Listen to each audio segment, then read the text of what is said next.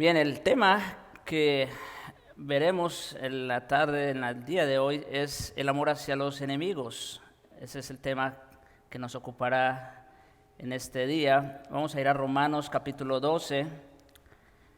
Romanos capítulo 12, versículos 14 y versículos 17 hasta el 21.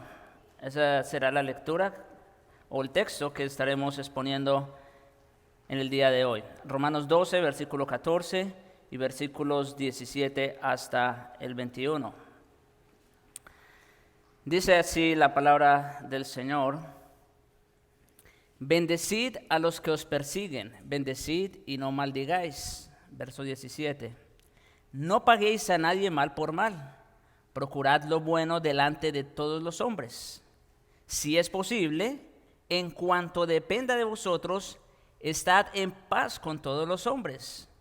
No os venguéis vosotros mismos, amados míos, sino dejad lugar a la ira de Dios, porque escrito está: mía es la venganza, yo pagaré, dice el Señor. Así que, si tu enemigo tuviere hambre, dale de comer. Si tuviere sed, dale de beber. Pues haciendo esto, ascuas de fuego amontonarás sobre su cabeza. No seas vencido de lo malo, sino vence con el bien el mal.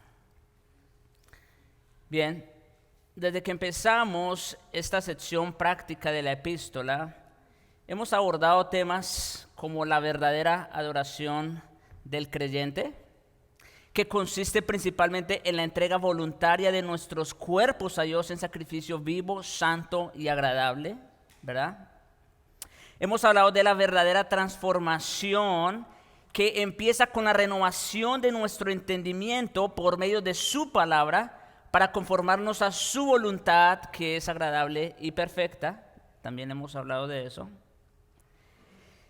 Hemos hablado de la actitud correcta que debemos tener nosotros mismos y de los demás como miembros del cuerpo de Cristo. Una actitud de mansedumbre, de humildad. Hemos hablado del uso correcto de los dones como miembros de ese cuerpo, del cuerpo de Cristo. Y hemos hablado del amor verdadero expresado primero hacia Dios, aborreciendo lo malo y persiguiendo lo bueno. Se trata no solamente de dejar lo que es malo, sino de perseguir lo bueno. Y luego del amor verdadero que se traduce en amar a los hermanos como a nosotros mismos. Pero antes de continuar con nuestro tema el día de hoy, permítame hacer una aclaración respecto a la última predicación, al último sermón. A partir de la parábola del buen samaritano, se dijo que el prójimo podía ser creyente o incrédulo. Sin embargo, hermanos, estudiando un poco más el tema, vemos que no es así. Por un lado, siempre que el Antiguo Testamento habla del prójimo, se refiere a alguien que pertenecía a la casa de Israel o que pertenecía al mismo pueblo. Los demás eran considerados como enemigos. Eso es lo que vemos en el Antiguo Testamento o en la maqueta. Por otro lado, sería incongruente también con su carácter santo que Cristo nos mandara a amar al prójimo como a nosotros mismos si se tratara de incrédulos. Y por último, al menos tres textos claros en la doctrina nos dicen quién es el prójimo. Por un lado, Romanos 13:8 dice: no debáis nadie a nada, sino el amaros unos a otros. ¿A quiénes está hablando Pablo? A la iglesia de Roma. Y está diciendo: no os debáis nada a nadie, sino el amaros unos a otros entre los hermanos. Porque el que ama al prójimo, y ese es el contexto en el cual está la palabra prójimo, en el contexto de la iglesia, el que ama al prójimo ha cumplido la ley. Romanos 15:2. Cada uno de nosotros, está hablando de quiénes, de creyentes. Cada uno de nosotros agrade a quién, a su prójimo en lo que es bueno para edificación. Así que aquí tenemos otra vez la palabra prójimo en el contexto de la iglesia. Pero Efesios 4:25 yo creo que es el texto más claro que tenemos al respecto cuando dice: Por lo cual, desechando la mentira, hablad verdad cada uno con su prójimo. Por un lado, ¿a quienes está hablando el apóstol? A los creyentes de la iglesia en Éfeso. Y dice que desechando la mentira, hablad verdad cada uno con su prójimo. Y la razón, porque somos miembros los unos de los otros. Ahí no cabe la menor duda de quién se trata el prójimo, ¿no es cierto?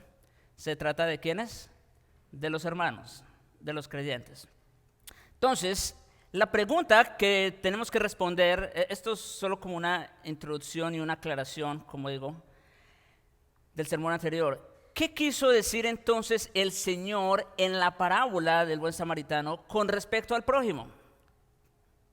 Como se dijo anteriormente, bajo el antiguo pacto, prójimo era únicamente aquel que pertenecía a la nación de Israel. Sin embargo, con esta parábola, el Señor quería enseñar que ahora, bajo el nuevo pacto, prójimo podía ser cualquiera que sea movido a misericordia, como aquel samaritano. ¿Sí? Esa es la enseñanza. Ahora el prójimo podía ser cualquiera que fuera movido a misericordia, como aquel samaritano. Ya no tenía que ser visto, ya no tenía que ser judío para ser visto como el prójimo. Podía ser cualquiera persona que fuera objeto de la gracia de Dios. En Cristo, mis hermanos, entonces, todos pasamos a ser prójimos los unos de los otros.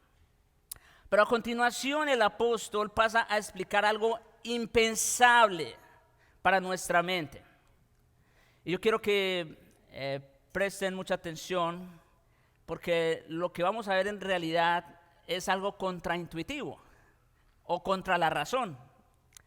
Bueno, no que, como ya se explicó en la clase, no que la Biblia vaya en contra de la razón, más bien que la Biblia nos enseña cosas que están sobre la razón, pero que están claras porque no hay confusión al respecto y como tal debemos creerlas. Y es el amor hacia los enemigos.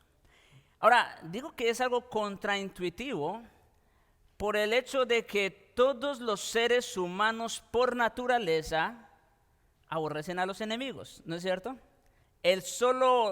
La sola palabra enemigo ya tiene una connotación negativa. Eso es inevitable, ¿no es cierto? Entonces, eso es lo que vamos a ver precisamente. Alguien ha dicho que la venganza, escuchen, es el manjar más exquisito sazonado con los condimentos más profundos del infierno. Sí, eso es la venganza. Alguien más acertó diciendo lo siguiente: es más fácil tomar venganza que ser agradecido, porque la gratitud es una carga, pero la venganza es un placer. Y yo creo que todos aquí que hemos visto películas, no descansamos hasta que el actor principal toma venganza de los enemigos. ¿Sí o no es verdad? Por naturaleza, ¿se dan cuenta? La venganza, dijo alguien, es dulce aunque no engorda. Sin embargo, mis hermanos, lo que veremos el día de hoy es algo contraintuitivo, porque no corresponde a una humanidad que está caída. Lo que en esencia está haciendo el apóstol aquí en Romanos capítulo 12, versículo 14 y versículos 17 hasta el 21, es parafraseando las palabras del Señor en Lucas 6, 27 al 28, donde dice: oísteis que fue dicho, amarás a tu prójimo y aborrecerás a tu enemigo. Dicho sea de paso, ya lo he dicho, pero tengo que decirlo otra vez. Cuando el Señor dice, oísteis que fue dicho, el Señor no está diciendo, eso es lo que está escrito. No, eso no es lo que está diciendo el Señor. Cuando dice, oísteis que fue dicho, el Señor se está refiriendo es a la interpretación rabínica que los maestros de la ley daban acerca de dicho mandamiento. Entonces, Cuando dice el Señor, oísteis que fue dicho, amarás a tu prójimo y aborrecerás a tu enemigo. Eso era lo que ellos creían o lo que ellos pensaban, o era la interpretación que ellos le daban al mandamiento de amar al prójimo. Pero si ustedes van por el Antiguo Testamento, o si ustedes van y revisan la ley, ustedes nunca van a encontrar que el Señor mande aborrecer al enemigo. Solamente dice, amarás a tu prójimo. Por eso el Señor ahora, dando la interpretación correcta de dicho mandamiento, dice, pero yo os digo también, amad a vuestros enemigos, haced bien a los que os aborrecen. Ok, entonces, en primer lugar, veamos lo que dice el verso 14. Bendecid a los que os persiguen, bendecid y no maldigáis. La vez pasada se dijo algo, pero yo quiero traer otra vez nuevamente eso, porque realmente corresponde al tema. Hay que aclarar que a causa de la tendencia general a la libertad religiosa, mis hermanos, en nuestra sociedad occidental, moderna, la persecución física a causa de la fe es algo que sucede rara vez. Es decir, quizás no nos vamos a encontrar en la situación en la que se encontraron los apóstoles, por ejemplo, o los padres de la iglesia, que ellos literalmente entregaron sus vidas, ¿no es cierto? Quizás no vemos eso en nuestra sociedad, de este lado del hemisferio. Sin embargo, en lo político se está empezando una persecución sistemática en contra de la fe cristiana. Ustedes saben de qué estamos hablando, ¿no? No es un secreto. Ahora los cristianos somos vistos como una amenaza para la armonía de la sociedad. Así nos están viendo. Simplemente porque no compartimos sus mismas ideas y pensamientos concerniente a la ética y la moral. Entonces, ya no estamos experimentando ese tipo de persecución quizás como fue siglos atrás, o quizás ocurre en el otro lado del hemisferio, pero sí estamos siendo perseguidos de otras formas. Por lo tanto, mis hermanos, nuestras tentaciones para maldecir, porque el texto dice, bendecid y no maldigáis. Nuestras tentaciones para maldecir suceden con mayor frecuencia como una posible reacción a esas hostilidades que no precisamente nos ocasionan daños personales en nuestra vida, sino que nos ocasionan inconvenientes o vergüenza pública. Apenas hablábamos con una hermana de cómo estaba enfrentando ya ese tipo de persecución. Hay que decir, mis hermanos, que muchas veces la persecución incluso viene por parte de algún supuesto hermano, amigo o incluso familiar, como le sucedió a nuestro bendito Salvador. Sus principales oponentes, ¿sabes quiénes fueron? Fueron precisamente la clase religiosa más estricta. Los escribas, los fariseos, ellos fueron sus principales opositores. Y como si fuera poco, como dice el Salmo 41:9, aún el hombre de mi paz, en quien yo confiaba, el que de mi pan comía, nosotros vemos esa figura claramente en la última cena, alzó contra mí el calcañar, refiriéndose a Judas Iscariote. En otras palabras, así como en Cristo todos nuestros hermanos son el prójimo, fuera de Él, todos son nuestros enemigos. Y quiero ser enfático en esto. Así como en Cristo, todos son nuestro prójimo, fuera de Cristo, aparte de Él, son nuestros enemigos. No importa qué grado de cercanía o consanguinidad exista con esa persona. Pueden ser nuestros padres, nuestros hijos, nuestros hermanos, etcétera. Pero aparte de Cristo, son nuestros enemigos. Esa es la realidad, tal como la presenta el Señor Jesucristo. Una vez le dijeron, tu mamá y tus hermanos vienen. ¿Y qué fue lo que el Señor dijo? ¿Quién es mi madre y mis hermanos? Son los que hacen la voluntad de mi Padre. O sea, fuera de Él son enemigos. Claro, nosotros sabemos que obviamente su madre y sus hermanos creyeron definitivamente. Sin embargo, mis hermanos, como creyentes estamos llamados a no tomar represalias o maldecir a aquellos que nos causan algún perjuicio. Al contrario, el cristiano obediente no solo debe abstenerse de aborrecer y lanzar represalias en contra de quienes le hacen daño o incluso maldecirlos, sino que tiene el mandato de dar el paso adicional y bendecir a tales personas. Es lo que dice el texto. Bendecid a los que os persiguen. Bendecid y no maldigáis. Como es de esperarse, mis hermanos, el ejemplo supremo de bendición a los perseguidores de uno fue dado por nuestro Señor Jesucristo, siendo el Hijo de Dios, libre de pecado, mientras estuvo clavado a la cruz, llevando sobre sí el pecado de muchos. Él oró con una misericordia inimaginable. En Lucas 23:34 leemos: Padre, perdónalos porque no saben lo que hacen.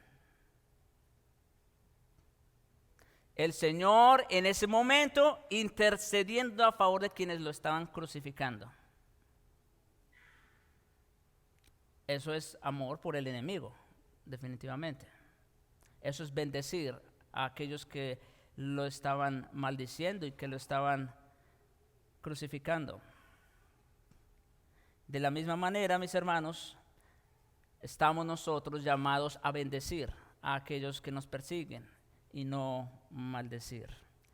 En segundo lugar, versículo 17, parte A, nunca pagar mal por mal. No pagar mal por mal. Esta es una reiteración y extensión de lo que ya vimos en el verso 14.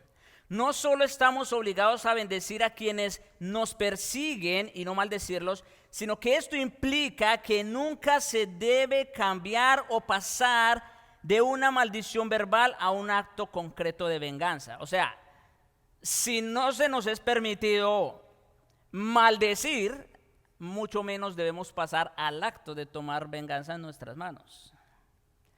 La ley del talión en el Antiguo Testamento, en Éxodo 21:14, dice ojo por ojo y diente por diente. ¿No es cierto? Sin embargo, mis hermanos, debemos tomar en cuenta que las veces en que aparece esta ley, este mandamiento, tanto en Éxodo como en Levítico y en Deuteronomio, se aplicaba a la justicia civil, no a la venganza personal. Y eso es muy importante porque hay muchos que sacan, ya saben, textos de su contexto. Cuando encontramos este mandamiento en el Antiguo Testamento, vemos que se aplicaba a la justicia civil. En otras palabras, hoy día, ¿le corresponde a quién es eso? A los jueces, no a nosotros. Esa autoridad, esa prerrogativa. Y no solo eso, sino que su propósito central era prevenir que la severidad del castigo excediera la severidad de la ofensa. Como dijo Lamec, uno de los descendientes de Caín: si Caín fue vengado 7 veces, ciertamente Lamec lo será 70 veces 7. O sea, y antes había dicho que había matado a un joven por la herida, ¿no es cierto? En otras palabras, la tendencia natural del hombre ante una ofensa, ¿cuál es? No, ni siquiera es devolverle de acuerdo a la ofensa, sino devolverle el doble, el triple, ¿no es cierto? Sí, esa es la naturaleza del hombre caído. Así que esta ley de ojo por ojo y diente por diente también tenía ese propósito: regular que el castigo excediera la severidad de la ofensa. Pero repito, eso era algo que se aplicaba solamente a la justicia civil y no a una venganza personal. Es decir, nadie podía tomar en sus manos al ofensor y vengar algo que le hubiera hecho a él o a algún familiar por su propia cuenta. En otras palabras, a una persona culpable de destruir el ojo de otra persona no se le podía imponer un castigo mayor que el de perder uno de sus propios ojos, si era el caso. Pero, mis hermanos, unos cuantos versículos más adelante, de hecho, lo vamos a ver, Pablo declara que quien ejerce la autoridad civil es servidor para tu bien. Pablo más adelante conmigo en el capítulo 13 va a hablar de las autoridades civiles. Porque no en vano, sigue diciendo, lleva la espada, pues y esto es algo sumamente importante, y que a nosotros debe hacernos descansar en cierta manera. No debemos tomar venganza por nuestras propias manos, ya lo dijimos, ¿no es cierto? ¿Quiénes son los encargados de impartir esa justicia o esa venganza? Son las autoridades a quienes Dios ha establecido, porque como dice ahí, pues es servidor de Dios, vengador para castigar al que hace lo malo. Así que no nos corresponde a nosotros tomar retaliación por nuestra cuenta. Eso le corresponde a las autoridades establecidas por Dios mismo.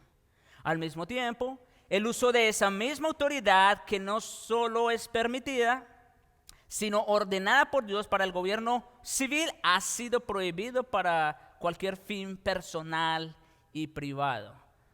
En otras palabras, me cometieron una ofensa y yo en mi arranque de ira voy y lo denuncio inmediatamente a las autoridades civiles. Tengo que tener cuidado porque tampoco eso es correcto.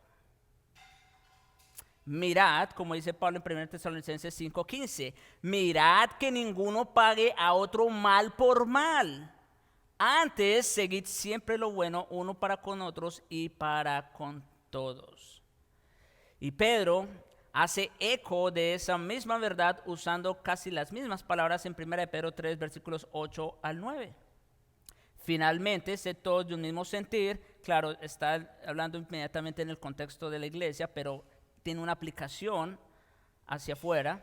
Compasivos, amándoos fraternalmente, misericordiosos, amigables, no devolviendo, esta es la frase, no devolviendo mal por mal, ni maldición por maldición, sino por el contrario, bendiciendo, sabiendo que fuisteis llamados para que heredaseis bendición.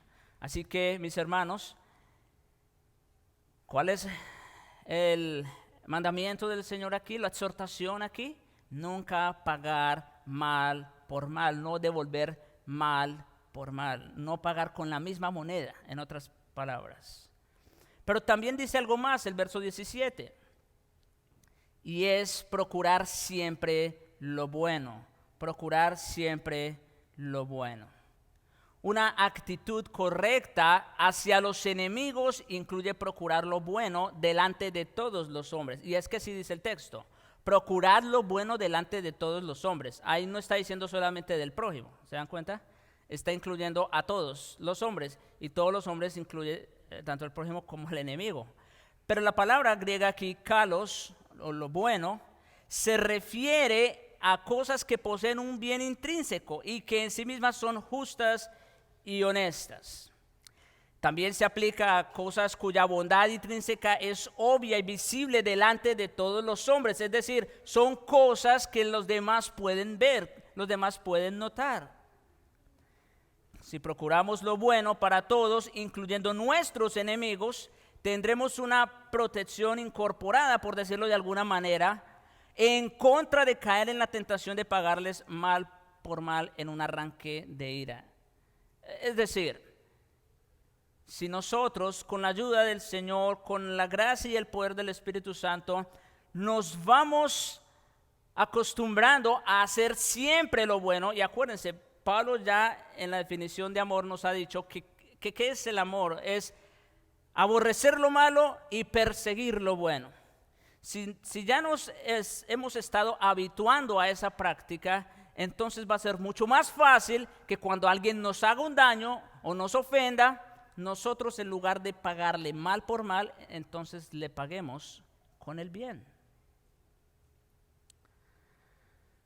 Estos esfuerzos concretos para procurar lo bueno nos ayudarán a desarrollar la autodisciplina necesaria para prepararnos antes de que sucedan las cosas, para responder a la maldad con todo lo que es bueno. Los creyentes deberían responder a todo de una manera espontánea con lo que es agradable a Dios y provechoso para los demás. Jesús, nuestro Señor, se refirió a esa misma clase de amor que Pablo exhorta a los creyentes aquí en Romanos 12. Y que se caracteriza por ser voluntario y de corazón, sin hipocresía, y que lleva la entrega de la persona misma.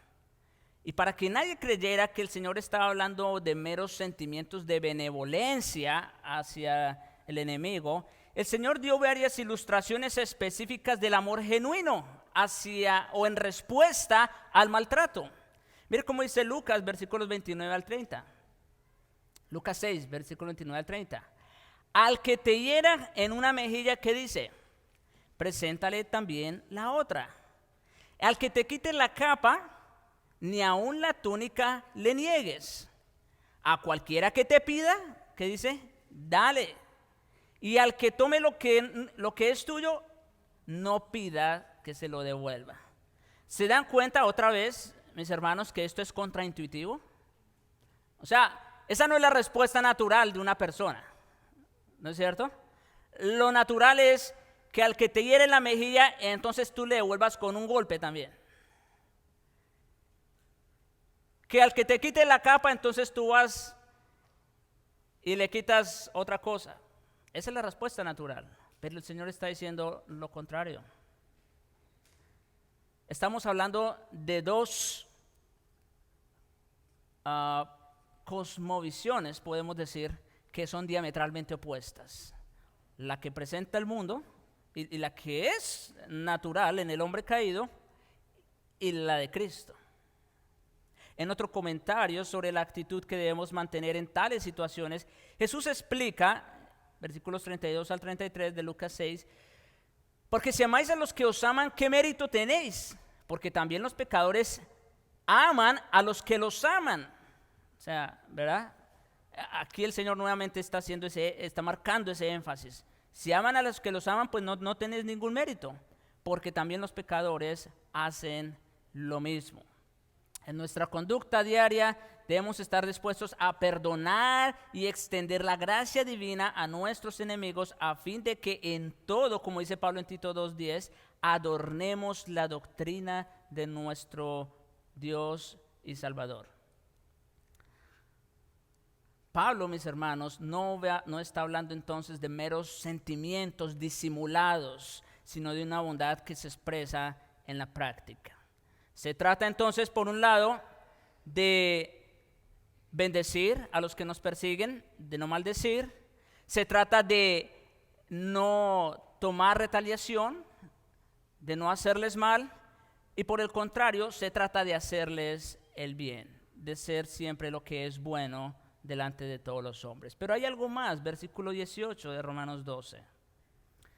Dice, si es posible, en cuanto dependa de vosotros, estad en paz con todos los hombres.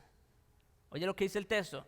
Si es posible, en cuanto dependa de vosotros, estad en paz con todos los hombres. Y esto es interesante porque aquí, de hecho, hay algo, una condición, en otras palabras. Dice, si es posible. Porque sabemos que en un problema, en un enfrentamiento siempre hay dos partes, ¿no es cierto? Pero lo que el Pablo quiere decir es que de tu parte, en lo que a ti concierne, siempre lleva las cosas por buen camino, en paz.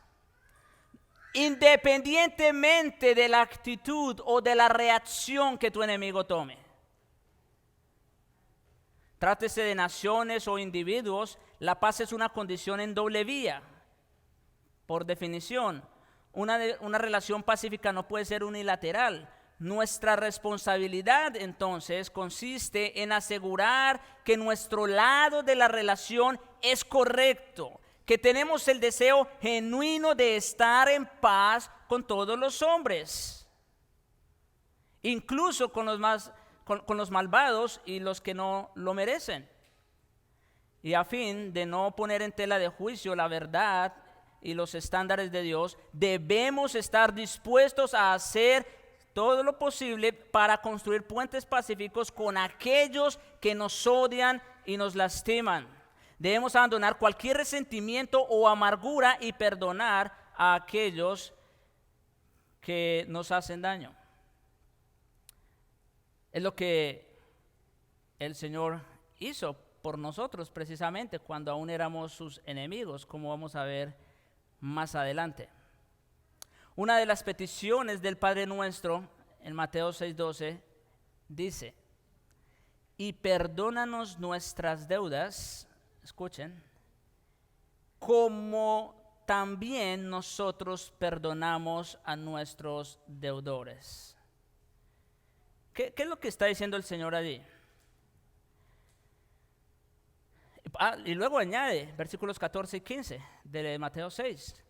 Porque si perdonáis a los hombres sus ofensas, os perdonará también a vosotros vuestro Padre Celestial. Mas si no perdonáis a los hombres sus ofensas, tampoco vuestro Padre os perdonará vuestras ofensas. ¿Qué está enseñando el Señor allí?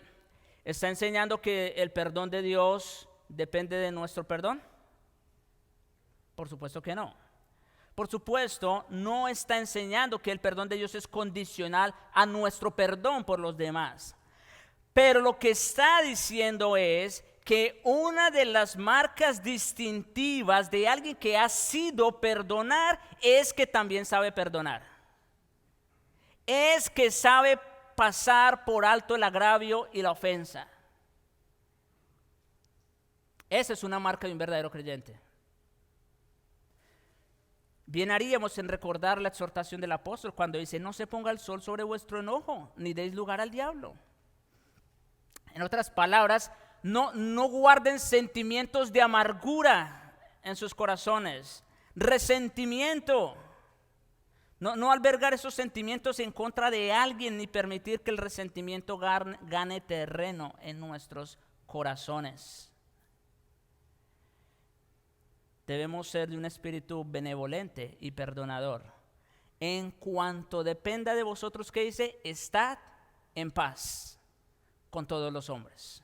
Todos los hombres, otra vez, incluye nuestros enemigos. Nuestros enemigos. Pero hay algo más, versículo 19. No os venguéis a vosotros mismos, amados míos, sino dejad lugar a la ira de Dios. El apóstol denuncia otra vez la acción individual de devolver mal por mal. Es casi una repetición de lo que ya dijo arriba. No os venguéis a vosotros mismos. Ahora, noten aquí algo importante. La venganza en sí misma no es mala. Fíjense. Cuando hablamos de venganza, normalmente tiene una connotación negativa, ¿no es cierto? Pero la venganza en sí misma no es mala. El asunto está en quién tiene el derecho y la autoridad moral para infligirla. Ese es el punto. Si se comete un mal contra nosotros, sin importar cuán serio o dañino pueda haber sido, nunca estaremos calificados ni en condiciones para ejercer el derecho a infligir por nosotros mismos el castigo por la ofensa. Sí. Entonces, ¿alguien nos ha ofendido? ¿Alguien nos ha causado algún daño? Pregunta: ¿está en nosotros esa autoridad moral para pagarle a esa persona conforme a su hecho? No, por supuesto que no, pues nosotros mismos estábamos en esa condición. Así que nosotros no somos quien para tomar juicio por nuestra cuenta. Debemos dejar esto a la ira de Dios. Es lo que dice el texto. No os venguéis vosotros mismos, amados míos. Y noten, de hecho, este término también aquí. Es la primera vez que en la carta el apóstol utiliza esta terminología, amados míos.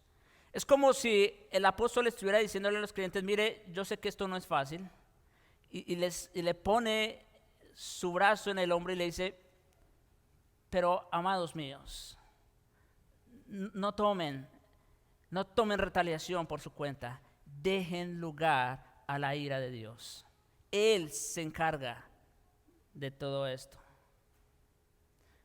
Y no hacerlo es adjudicarnos una prerrogativa que no nos corresponde.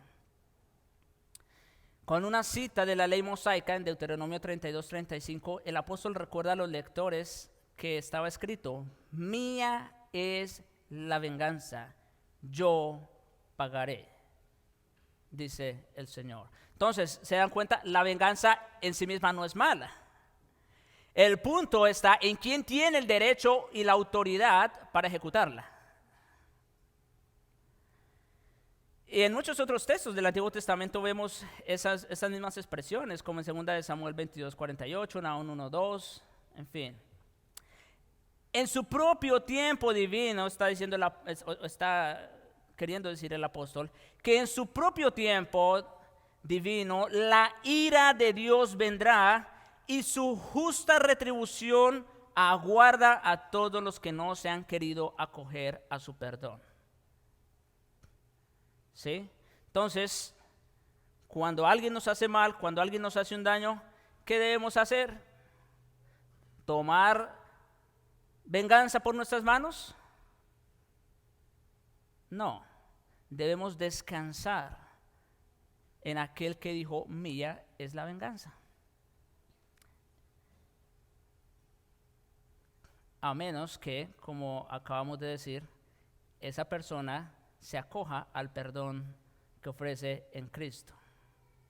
Y esto es importante también, dicho sea de paso, porque cuando alguien nos hace mal, otra vez, nuestra intuición, nuestros primeros pensamientos en contra de esa persona son para mal, tristemente.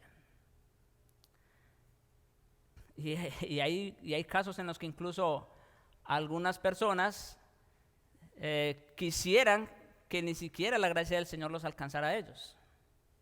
Podemos pensar, no sé, en alguien que ha cometido un crimen y lo condenan a pena de muerte. Y están tan airados y tan ofuscados que esas personas no quisieran ni que se les predicara el evangelio a estos otros. Cuando tomamos venganza nosotros mismos, mis hermanos, es porque olvidamos que Dios es soberano, todopoderoso, omnisciente, autosuficiente y por sobre todo muy justo. Escuchen esto, nosotros decimos que somos creyentes, pero cuando queremos tomar retaliación por nuestra cuenta es porque estamos obviando, pasando por alto el hecho de que Dios es soberano, todopoderoso, omnisciente, o sea que Él lo sabe todo y que conoce en detalle la ofensa, que es autosuficiente y por sobre todo muy justo.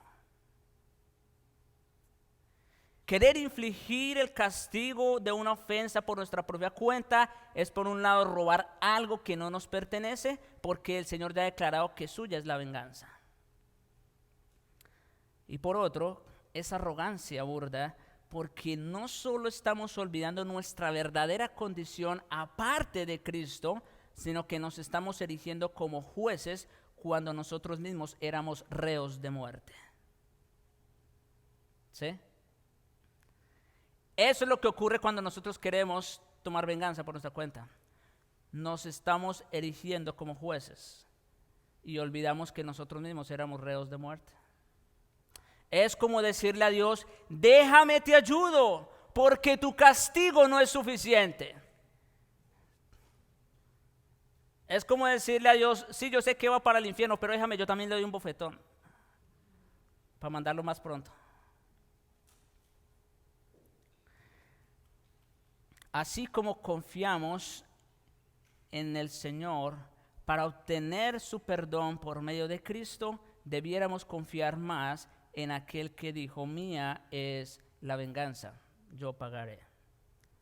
Entonces, es lo que está diciendo el apóstol, ¿no? Que debemos dejar lugar a la ira de Dios. No tratemos de ponernos en el rol de juez, porque no nos corresponde. No somos quienes. Y versículos 20 y 21. Así que si tu enemigo tuviere hambre, dale de comer, si tuviere sed, dale de beber, pues haciendo esto, ascuas de fuego amontonarás sobre tu cabeza. No seas vencido de lo malo, sino vence con el bien el mal. Mis hermanos, el simple hecho negativo de no devolver mal por mal, de no vengarnos nosotros mismos, de hecho, es apenas una parte del cumplimiento de nuestra responsabilidad. No está fácil, ¿no es cierto? No está fácil. Por un lado, estamos llamados ¿a qué? A no devolver mal por mal, a no maldecirlos. Por otro lado, estamos llamados a no vengarnos por nosotros mismos. Y aparte tenemos la responsabilidad de bendecirlos. Pero en algunas ocasiones la parte positiva del mandato es más difícil todavía de cumplir. Abstenerse de la venganza es una cosa. Lo único que se requiere es no tomar represalias. Pero algo muy diferente es devolver el bien por el mal. Esa siempre ha sido, de hecho, la obligación del hombre piadoso, incluso desde el antiguo pacto. Pablo cita a Proverbios 25, versículos 21 al 22. Así que si tu enemigo tuviere hambre, dale de comer. Si tuviere sed, dale de beber. ¿Cuál es nuestra reacción natural cuando vemos que nuestro enemigo está en necesidad? Qué bueno. Se lo merece, ¿no es cierto? Bien, esa no es la actitud de un creyente. Si tuviere hambre, que se muera. No, eso no dice el texto. Dale de comer. Si tuviere sed, dale de beber. Eso es devolver bien por mal. Ahora, hay algo aquí más. Dice, pues haciendo esto, ascuas de fuego amontonarás sobre su cabeza. La frase de amontonar ascuas de fuego sobre su cabeza se refería a una antigua costumbre egipcia. Cuando una persona quería demostrar su contrición o su arrepentimiento en público, se colocaba sobre la cabeza un sartén con carbones encendidos para representar el dolor calcinante de su vergüenza y sentido de culpa. De esa manera, entonces, las personas estaban, digamos, de alguna manera visible, expresando lo que ellos en su interior estaban sintiendo. Dolor, vergüenza, ¿no es cierto? Y aquí, mis hermanos, el punto es que cuando amamos a nuestro enemigo y procuramos con toda sinceridad proveer para sus necesidades, podemos hacer que se sienta avergonzado por su odio hacia nosotros. Cuando nosotros le hacemos el bien a nuestro enemigo, es como que le estamos mandando cañonazos de fuego sobre su cabeza. Y de hecho, yo creo que les ha pasado quizá que cuando ustedes le hacen bien a quienes le han hecho mal, la reacción inmediata de ellos es que vergüenza, ¿no es cierto? Porque ¿cómo es posible que esta persona me haga bien cuando yo estaba haciéndole mal todo el tiempo? ¿Y entonces qué sienten? Vergüenza. Esos son carbones encendidos sobre su cabeza.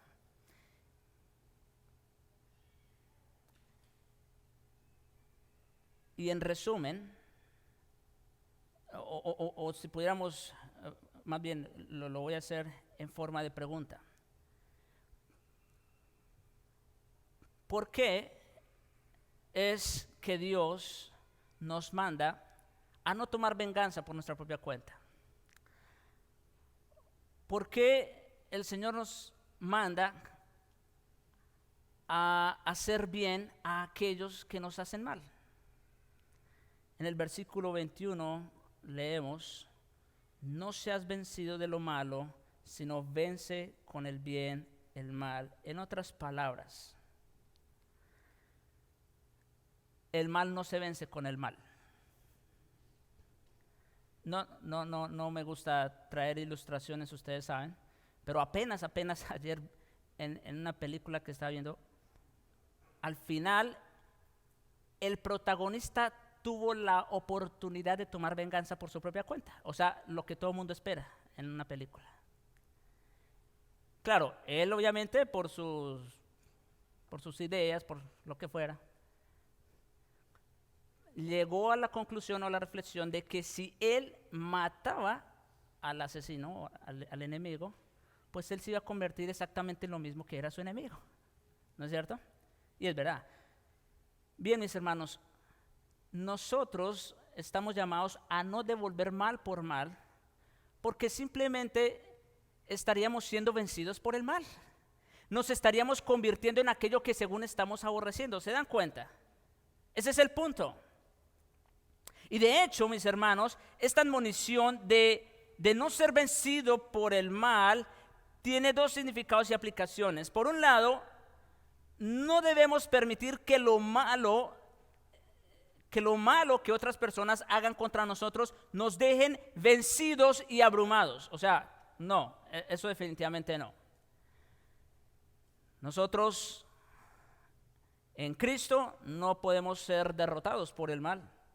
Estamos capacitados para derrotar al mal.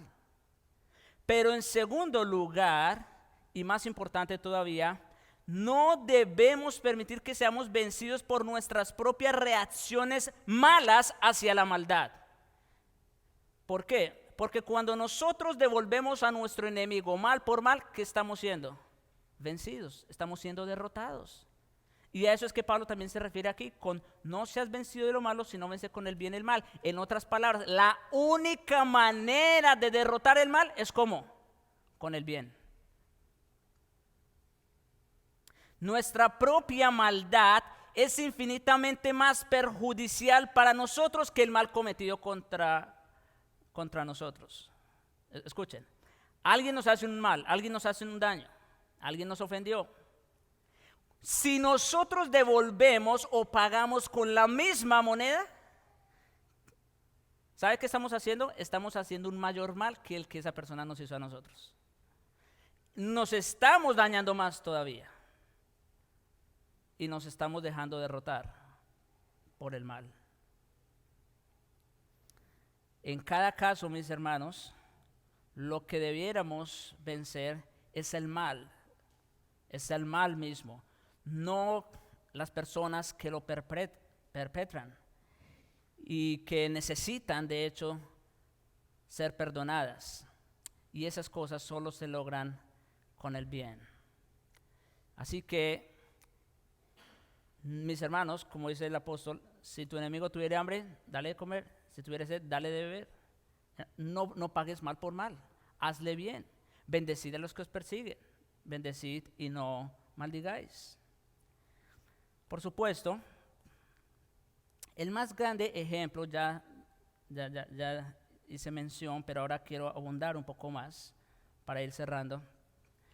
El más grande ejemplo de cómo el mal fue vencido con el bien, lo tenemos en la obra de nuestro bendito Señor Jesucristo. ¿Sí? O sea, esto no solamente son ideas, esto no solamente es una orden, no es un mandamiento. No, esto ya es una realidad. El mayor mal de la historia fue vencido con el mayor bien.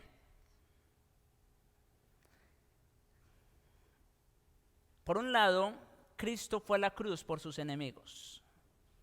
Y quiero ser enfático en esto. Cristo no fue a la cruz por sus amigos. Cristo no fue a la cruz, no sé, por un familiar. Cristo fue a la cruz por sus enemigos. Mira cómo dice Efesios 2, versículos 12 y 13. En aquel tiempo estabais como, hablando de nosotros, sin Cristo, estábamos sin Cristo, alejados de la ciudadanía de Israel y ajenos a los pactos de la promesa, sin esperanza y sin Dios en el mundo. Así estábamos nosotros, en esa condición, sin esperanza, sin Dios, sin Cristo. Estábamos lejos, separados. Pero ahora en Cristo Jesús, Vosotros que en otro tiempo estabais lejos, habéis sido hechos ¿qué? Cercanos por la sangre de Cristo. Entonces, Cristo fue a la cruz ¿por quiénes? Por enemigos. Pero no solo eso, Romanos 5, versículos 8 al 10. Mas Dios muestra su amor. Acuérdense, el Señor dijo, amad a vuestros enemigos. Miren lo que Dios hizo. Mas Dios muestra su amor para con nosotros en que siendo aún ¿qué? Pecadores. Ahora, ¿cuál es la reacción natural de un Dios santo ante el pecado? Lo aborrece, lo destruye, ¿no es cierto? Pero Dios mostró su amor para con nosotros en que siendo aún pecadores, mereciendo la destrucción y estando ya bajo condenación, Cristo murió por nosotros. Pues mucho más, estando ya justificados en su sangre, por él seremos salvos de la ira. Versículo 10. Porque si siendo ¿qué? Enemigos. Si siendo enemigos fuimos reconciliados con Dios. ¿Lo ven? Cristo fue a la cruz ¿por quiénes? Por sus enemigos. Cristo venció al mal y al enemigo con el mayor bien en su muerte. Pero algo más que decir.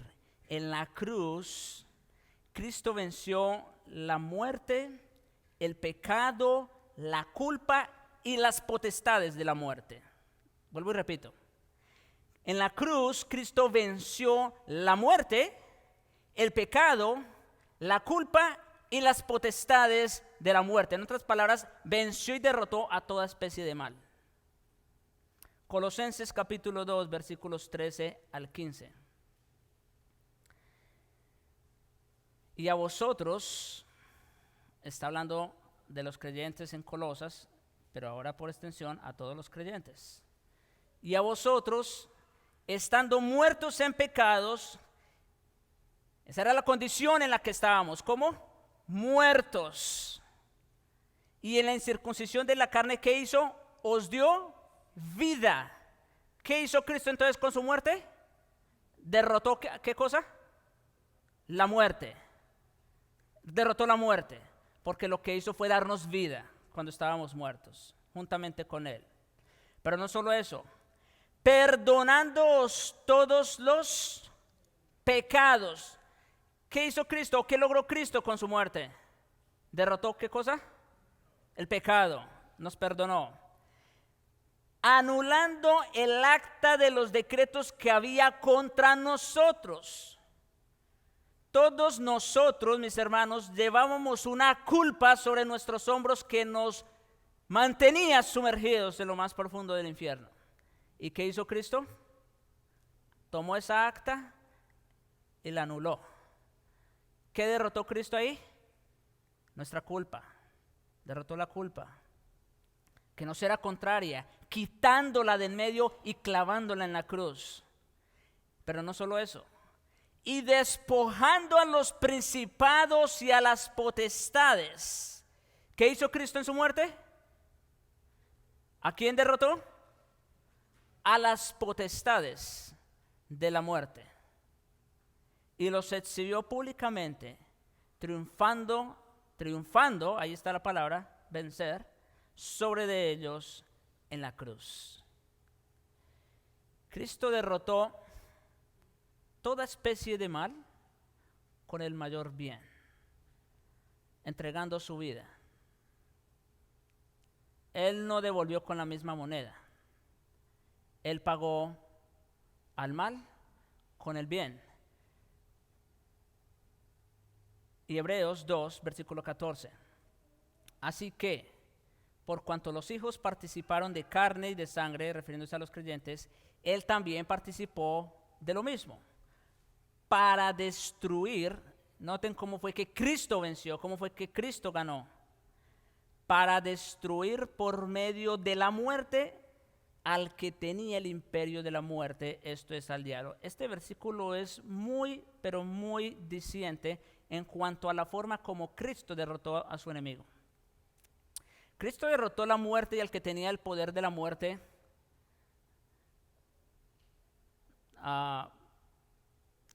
con el, vamos a decir, con la misma muerte. Y es lo que dice el texto. Cristo derrotó por medio de la muerte al que tenía el imperio de la muerte. Y lo hizo como en la cruz. En la cruz. Cristo en su soberanía y poder derrotó al más grande mal con el más grande bien. Cristo en la cruz nos reconcilió cuando éramos sus enemigos. Y ya, amados hermanos, escuchemos estas palabras del apóstol Pedro en 1 de Pedro capítulo 2 versículos 21 al 23. Dice, pues para esto fuisteis llamados. Noten, está hablando de uno de los propósitos para lo cual nosotros en Cristo somos llamados. Porque también Cristo padeció por nosotros. Ya lo acabamos de ver. Cristo en su muerte sufrió por nosotros, derrotó el pecado, la maldad, la muerte, las potestades de la muerte. Pero noten lo que sigue. Obviamente ese era el propósito principal de la muerte de Cristo, derrotar al enemigo. Pero no solamente fue eso, sino que sigue diciendo, dejándonos ejemplo. Entonces la manera como Cristo derrotó o venció al enemigo, ¿también es un ejemplo de cómo nosotros debemos vencer al enemigo? Sí, también lo es. Dejándonos ejemplo para que sigáis sus pisadas, el cual no hizo pecado. Cristo fue cargado con nuestro pecado, pero Él nunca pecó. ¿Sí? El cual no hizo pecado, ni se halló engaño en su boca. Cristo no derrotó al mal haciendo mal. No. Quien cuando le maldecían no respondía con maldición. ¿Recuerdan cuando Pilato le pregunta y dice, ¿qué? ¿No respondes? ¿No dices nada? Le maldecían y él no respondía con maldición. Cuando padecía no amenazaba. Cristo en la hora de su muerte no amenazó a quienes lo estaban crucificando. Ustedes me están crucificando a mí, pero ya van a ver, espérense. No. Eso no fue lo que el Señor les dijo. Sino, aquí está el cambio. El cambio de lo que Cristo hizo. Y el cambio que debe haber en nosotros. Sino encomendaba la causa al que juzga justamente. ¿Qué fue lo que hizo Cristo? El gran juez y Señor del universo. En la hora más oscura y más sombría, cercana a su muerte, encomendó la causa al que juzga justamente. Por eso pudo decir, Padre, perdónalos porque no saben lo que hacen. Cristo no pensó en la venganza, aun cuando lo estaban crucificando. Y alguien pudiera decir, bueno, pero eso era para el Señor, porque pues Él es Dios, pero nosotros no estamos capacitados para eso. Bien, mis hermanos, también Esteban hizo eco de esas palabras de su Salvador mientras yacía bajo las piedras lanzadas por quienes estaban acabando su vida, cuando dijo, Señor, no le tomes en cuenta este pecado. Así que esto no solamente fue de Cristo, porque era Dios. No.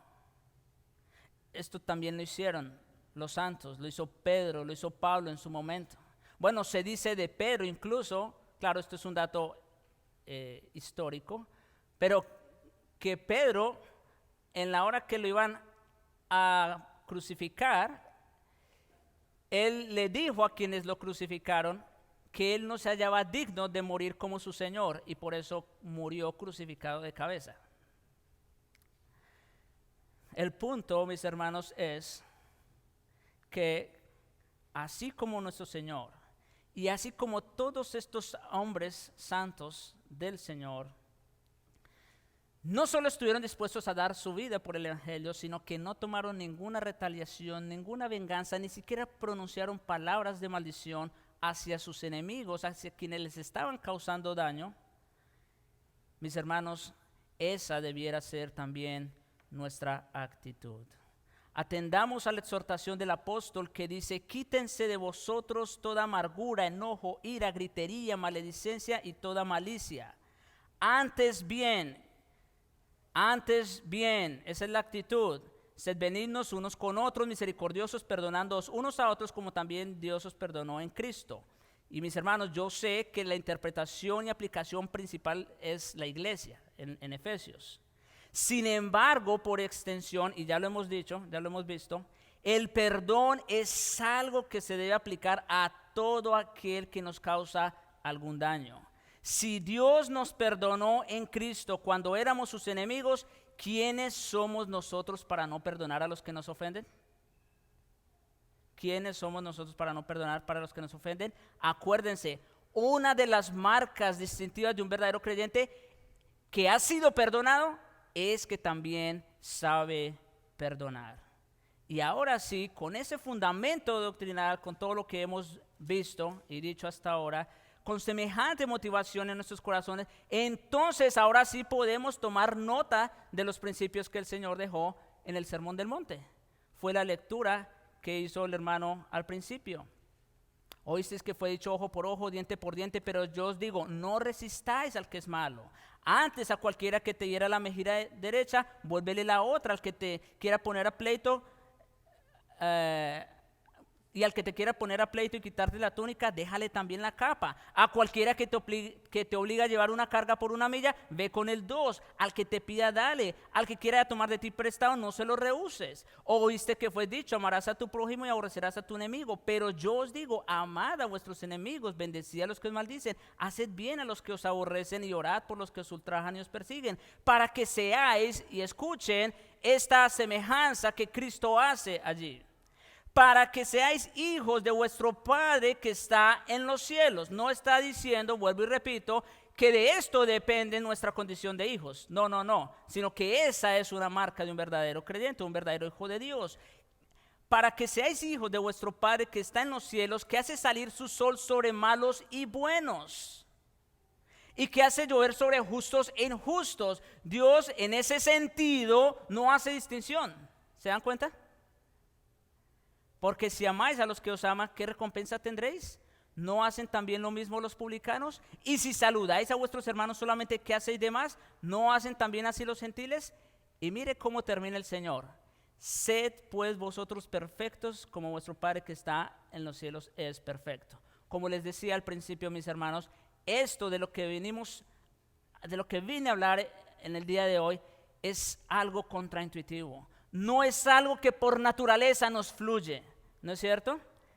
Y por eso, mis hermanos, debemos rogar al Señor que nos ayude, que nos dé la gracia, que su Espíritu Santo, morando en nosotros, pueda capacitarnos para responder de esta manera.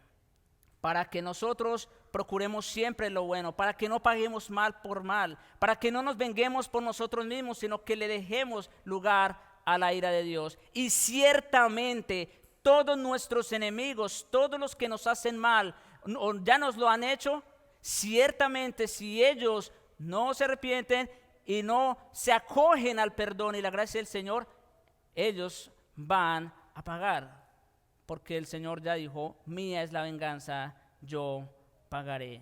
Así que en lo que corresponde a nosotros, no seas vencido de lo malo, sino vence con el bien el mal.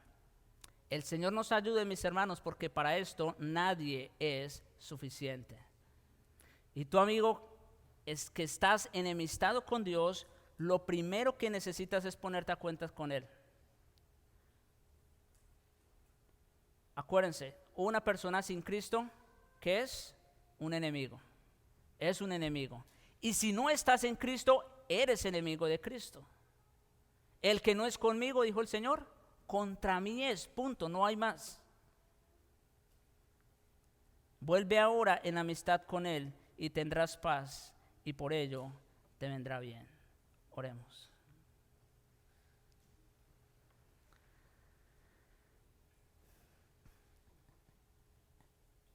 Padre Santo, gracias te damos por este día, Señor, por este tiempo, por tu palabra también, que